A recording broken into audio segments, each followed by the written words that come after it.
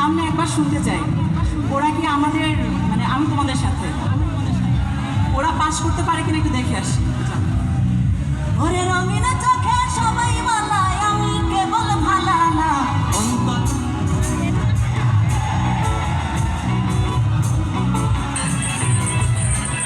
না আমি বুঝতেছি সামনে সামনে কিছু আগুনের গোলা আছে।